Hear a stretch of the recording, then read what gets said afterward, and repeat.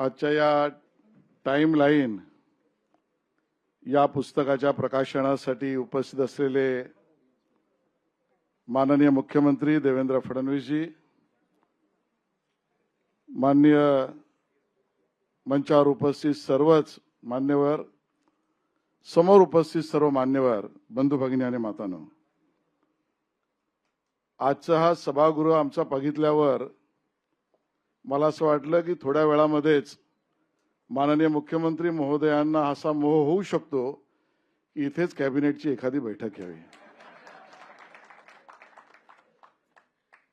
आणि पत्रकार मित्रांना हाही मोह होऊ शकतो की एकाच मंचावर किंवा सभागृहामध्ये दोन दोन वर्तमानपत्राचे संपादक, एका बाजूला दर्डाजी, दुसऱ्या बाजूला राऊतजी, हे एकमेकाच्या एकमतावर कशी येऊ शकतील हे चित्रण पाहावं.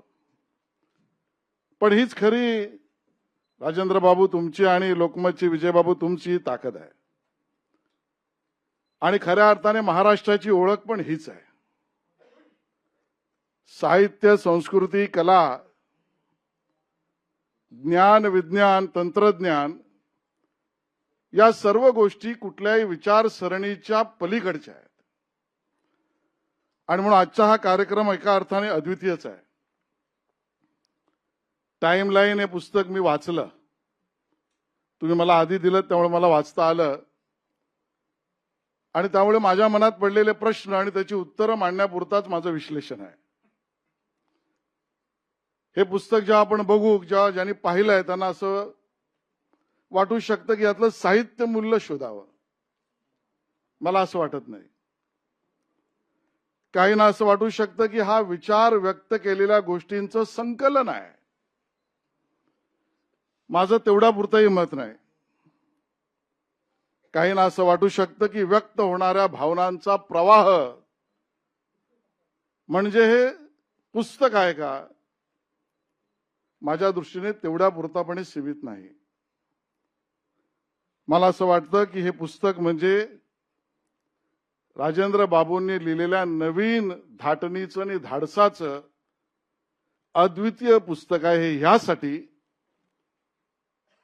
की हे पुस्तक खऱ्या अर्थाने समाज माध्यमांवर व्यक्त होणाऱ्या लोकांसाठीच्या यम नियम स्पष्ट करणारं पुस्तक आहे. इतक्या मूल्याचे पुस्तक आहे. 52 अक्षरातून निर्माण होणारे शब्द, त्याच 52 अक्षरांना वेगवेगळ्या पद्धतीने लिहिल्यावर त्यातून निर्माण होणारी अद्वितीय अमर्यादित ताकद ही मनुष्य बोलताना व्यक्त करतो. इतिहास घडलेत ते शब्दांनी, अक्षरांनी, वाक्यांनी आपण पाहिले आहेत. पण या 52 अक्षरातून निघणाऱ्या शब्दाला व्यक्त करून त्याला दस्तावेजीकरण करणं, ज्याला आपण डॉक्युमेंटेशन म्हणतो, ते म्हणजे पुस्तक आहे. आणि या डॉक्युमेंटेशन पासून निघणारा पुस्तकाचा प्रवास नवीन धाटणीत राजेंद्र बाबूंनी केला. मी यासाठी म्हणतोय कारण डॉक्युमेंटेशन बरोबर डिजिटायझेशनच्या भाषेला जोडणारं हे पुस्तक आहे. आणि म्हणून हा प्रवास दस्तावेजीकरणापासून भिंतीवर व्यक्त होण्यापर्यंत, भिंत म्हणजे समाज माध्यमावरची वॉल, या प्रवासातल्या एका वळणावर दिशा देणारं पुस्तक आहे असं त्या ठिकाणी माझं मत आहे. आणि तुम्ही वाचल्यावर तुमच्याही मनात त्या बाबतीतली स्पष्टता होईल असं मला त्या ठिकाणी वाटतं. शब्दांचे, अक्षरांची, वाक्याची दस्तावेजीकरण करण्याची भाषा पण बदलत गेली. पूर्वी कोणीतरी कोरीव काम करत गेलं, कोणी दगडावर कोरलं, कोणी पानावर लिहिलं, कोणी ताम्रपटावर लिहिलं. असं करत करत छापील पुस्तकांपर्यंत आपण आलो. आणि आताच्या तंत्रज्ञानाच्या भाषेवर समाज माध्यमांवर, मग कधी फेसबुकच्या वॉलवर, कधी एक्सच्या पोस्टमध्ये, कधी इंस्टाग्रामच्या कथेमध्ये, या सगळ्यावर व्यक्त होणं आणि त्याचं डिजिटायझेशनचं डॉक्युमेंटेशन इथपर्यंतचा प्रवास पुस्तकाने त्या ठिकाणी पाहिलाय. मला असं वाटतं की खरी गंमत आता इथेच आहे. आणि हे पुस्तक मला अद्वितीय राजेंद्र बाबू यासाठी वाटतं, याचं कारण जेव्हापासून समाज माध्यमांच्या एका नवीन पटलावर, प्लॅटफॉर्मवर आपण सगळेजण यायला लागलो, त्यावेळेला खरी गंमत सुरू झाली. आणि मग आपल्याला वाटायला लागलं की ह्या समाज माध्यमांवर व्यक्त होणं म्हणजे दोनच पद्धतीने होता येतं, क्रियावादी किंवा प्रतिक्रियावादी. आणि मग कधी क्रियावादी कधी प्रतिक्रियावादी अशा पद्धतीचा विचार करता करता क्रियावाद म्हणजे स्वतःचा आत्मस्तुतीचाच परिचय असं काहींना वाटलं. प्रतिक्रियावाद म्हणजे काहींना दुसऱ्यावर टीका इथपर्यंतच वाटलं. ते इथपर्यंत न थांबता प्रतिक्रियावादी टीकेकडनं टिंगलपर्यंत गेले आणि क्रियावादी आत्मस्तुतीपासून स्वतःची टिमकी वाजेपर्यंत गेले. आणि मग या सगळ्या प्रवासामध्ये समाज माध्यमांचा जो मी पहिला मुद्दा म्हटला तो यासाठी आहे की मग समाज माध्यमांवर व्यक्त कसं व्हायचं, याचं कुठलं रूल बुक नाहीये, याचा कुठला नियम नाहीये. यात भाषेचं स्वातंत्र्य जरूर आहे पण सेन्सॉरशिप नाहीये. म्हणजे IT ऍक्ट अंतर्गत असलेली सेन्सॉरशिप वेगळी. आणि मग राजेंद्र बाबूंचं पुस्तक हे नव्या धाटणीचं आणि धाडसाचं मी यासाठी म्हणतो, याचं कारण या पुस्तकाच्या कंपायलेशन मध्ये समाज माध्यमांवर लिहिण्याची भाषा काय असली पाहिजे राजेंद्र बाबू स्पष्ट करतायत. या समाज माध्यमावर लिहिताना आवेश कसा असला पाहिजे राजेंद्र बाबू या पुस्तकातून स्पष्ट करतायत.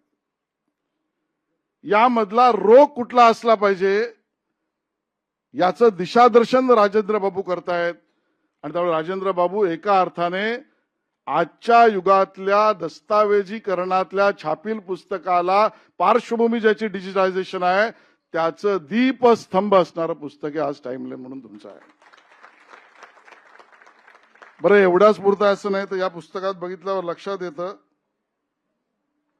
साधन सूचितेचा आजच्या भाषेत आणि समाज माध्यमाच्या युगातला नवीन प्रमेय त्यांनी मांडलेला आहे. मी बोलेन ते किती ऐकतील, किती पाहतील, किती वाचतील याचं महत्व आहेच, पण मी बोलेन ते मुद्दामून कुठल्याही पद्धतीने दुसऱ्याचं ध्यान आकर्षित करण्यासाठी करीन असा नाही. मी लिहीन पण मी नेहमीच क्रियावादी किंवा प्रतिक्रियावादी नसेन. मी कौशल्यपूर्ण आणि नाविन्यपूर्ण पण असेन. अशा पद्धतीच्या बांधणीचे विषय त्यांनी त्या ठिकाणी घेतलेले आहेत. आणि म्हणून दुसऱ्या अर्थाने मला हे पुस्तक खूप महत्वाचं वाटतं ते साधन सूचितेसाठी. तिसरं तर स्वाभाविकच आहे, तुमचा लोकसंग्रह केवढा आहे या पुस्तकातून खऱ्या अर्थाने दिसतो. तो म्हणजे राजेंद्र बाबूंचा लोकसंग्रह किती आहे. असंख्य लोकांना, लहानातल्या लहान, ज्याचा उल्लेख तुम्ही आता केला ते खऱ्या अर्थाने पिक्चोरियल. आपल्या घरावर बुलडोजर पडलाय, घरात माझी आता मी बेघर झाली आहे आणि बेघर झालेल्या अवस्थेमध्ये मी माझा फ्रॉक घेऊ की माझा खाऊ घेऊ अशा मनस्थितीत नसलेली मुलगी मी माझी पुस्तकच घेईन आणि पुस्तके घेऊन मी बाहेर निघेन. अशा एखाद्या मुलीचा सुद्धा परिचय तुम्ही जगाला करून देता आणि अब्दुल कलामांशी तुमची असलेली भेट, त्यातल्या अग्निपंखावरची चर्चा सुद्धा तुम्ही दाखवता. आणि म्हणून लोकसंग्रहाचं हे तिसऱ्या अर्थाने महत्वाचं पुस्तक मला त्या ठिकाणी वाटतं. गुणग्राहकता त्यातला केंद्रबिंदू आहे. आणि त्यामुळे छोट्यातल्या छोटे प्रयोग करणारे, तुम्ही आता तांदळावरचं सांगितलं, या सगळ्यांच्या गुणाची ग्राहकता धरून त्याच्यावर व्यक्त होऊन मी हे लोकांसमोर मांडेन. या पद्धतीचं गुणग्राहकतेचं हे पुस्तक आहे. आणि सर्वात माझ्यासाठी महत्वाचं म्हणजे उर्दूतल्या शायरी सुद्धा तुम्ही इथे लिहिलेल्या आहेत. आणि म्हणून राजेंद्र बाबू, तुमचा आमचा सामना विधान परिषदेत झाला. सामना म्हणजे संजय राऊतजी, आम्ही एकमेकांच्या बरोबर विरोधात उभं राहिलो. आणि त्यावेळेला सुद्धा तुमची धाटणी, तुमची स्टाईल बघितल्यावर उर्दूतच तुमच्या लिखाणासहित व्यक्तिमत्वाचं वर्णन करायचं झालं तर मी असं करेन, जहां से तेज हवाओं का आना जाना है, जहां से तेज हवाओं का आना जाना है, राजेंद्र बाबू म्हणतात, दिया हमें वही लगाना है, दिया हमें वही लगाना है, इबादत की जगह तू न हमें बता. बाबू म्हणतात की इबादत की जगह तू मन हमें बता, हमें पता है हमारा सर कहां झुकाना है. आणि त्यामुळे उर्दूवरचं तुमचं प्रेम आणि त्या पद्धतीचं संकलन सुद्धा या पुस्तकातनं दिसतं. आणि म्हणून या 5 मुद्द्यांवर हे पुस्तक टाइमलाईन हे अद्वितीय दिसतंय. शेवटचा मुद्दा आहे पण महत्वाचा आहे. टाइमलाईन तुमच्या पुस्तकाचं नाव आहे. माझं मत योग्य टायमिंग साधणार आहे. ते का? कारण त्यांच्या पुस्तकातील त्यांच्या मनोगतातील 4 लाईन फक्त मी वाचतोय. बऱ्या मी लिहिलेल्या नाहीत. राजेंद्र बाबू तुम्ही लिहिलेल्या आहेत. टायमिंग यासाठी म्हणतोय, आज संपूर्ण देशाचं लक्ष आणि मीडियाचं विशेषतः जंतर मंतरकडे आहे. आणि त्या जंतर मंतरच्या पार्श्वभूमीवर तुम्ही काय टायमिंग साधलंय मला माहित नाही. बाबू असं लिहित आहेत, आभासी चित्र निर्माण करून ही माध्यमे खऱ्याचे खोटे किती बिनदिक्कतपणे करू शकतात आणि जे नाहीच कधीच, जे नव्हते ते आहेच, कायमचे होते असा आभास उत्पन्न करून बलाढ्य लोकशाही व्यवस्थाही कशा पोखरत नेतात हे आता जगाला समजून चुकले आहे. सोशल मीडिया हे जगभरातल्या कुणाशी संवाद करण्याचे एक साधन होते, ते आता वैचारिक खून विद्वेषाचे राजकीय नरेटिव्ह तयार करण्याचे आणि मनसुबा सरकारे पाडण्याचे शस्त्र बनले आहे. हे सारे काळजीचे आहे. जंतर मंतर बद्दल मी नाही बोलत आहे.